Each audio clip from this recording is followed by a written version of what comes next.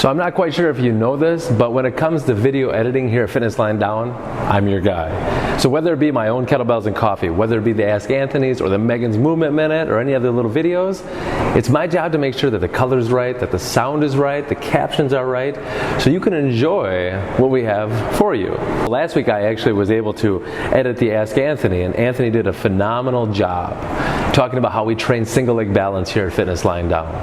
But there's one point that he's making about training the walking pattern, the gait pattern, G-A-I-T. And when he's talking about that, I slipped in a video, and I was hoping that this would kind of stir a little bit, maybe imagination, or just kind of, what's that about? But when he's talking about the gait pattern, training your walking through carries, loaded carries, kettlebells, sandbags, what have you, I put a video of somebody doing a bird dog exercise. And what I wanted people to do is like, well, that has nothing to do with walking. Walking, I'm upright, moving. Bird dog, I'm down on all fours. That's not walking. But I'm here to tell you, it is. So when we talk about walking, right, it's the one thing that makes us uniquely human. No other animal in the animal kingdom lives as a biped full time. When we walk, the crazy thing about this is it's the most complex thing we do. And a lot of people take it for granted until they can't anymore. Not too long ago I talked about the planes of motion, how we have all three planes of motion. When I'm walking, all three planes of motion are involved. So if I'm walking forward, I'm walking in the sagittal plane, and every step I take, I'm now in a kind of an unbalanced position, right? And so I have to fight the side to side, the frontal plane. Tell me, when you walk, do you walk with your right arm and your right leg together, or are you walking with your right arm and your left leg? Are you working that reciprocal, that cross pattern walk? We're moving opposite limbs, and so now we're in that transverse plane. When we talk about walking, I want to actually begin where we end. So think about it. Think about your grandma. Think about your great-grandma. Think about somebody that you just saw crossing the road that's a little bit older. How did they walk?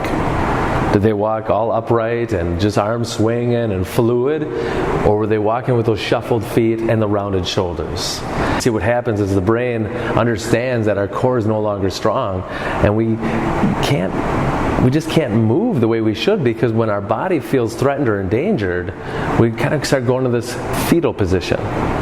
So that's why the shoulders start rounding. I'm trying to protect what's inside of me so I can survive and live another day. And that's a successful day for some people. They don't want to fall. And so the brain starts shutting things down, and we only want to move in this one plane of motion. So we're not so well to take a big step because we are unable to fight that side to side in fear of falling. The churning thing, that could take us off balance. We could fall down. So we need to establish how to walk better. So we'd like to start everybody in the most stable environment, which is lying down on their backs. We're going to be introducing our DVRT restoration magic. We start with the Dead Bug and Bird Dog series. And you look at this, and again, you're thinking, man, that has nothing to do with walking. But if we talked about that reciprocal movement pattern, the opposite limbs moving, we got to think less task of the exercise and intent of the movement. So when I'm doing my dead bug using the ultimate sandbag, I'm ripping the ultimate sandbag apart, which is what? It's giving me that lat tension, that lat engagement. And then while I'm extending the one leg, it's not about that leg moving. Anybody can move that leg. It's what's happening with the other leg. That's where I'm making that connection, that hip and the opposite lat. So as I continue to pull the ultimate sandbag apart, bracing through the core, so I keep that leg stable and still, all of a sudden now the brain is starting to love this. It's starting to become aware again of that cross pattern, and it's making those connections even stronger. Never think about the moving parts. That's so easy. Everybody can do that. Think about those non-moving parts. So when I'm in my bird dog position, one hand is grabbing firmly into the floor, pushing hard into the ground.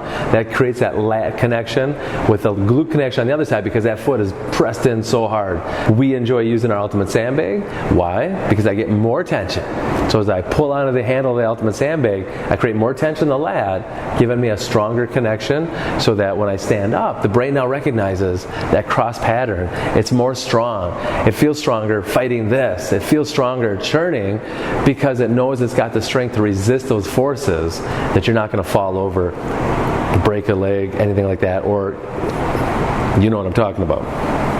We spent so long, we spent 12 to 15, maybe 18 months for some of us, trying to learn how to walk in the beginning.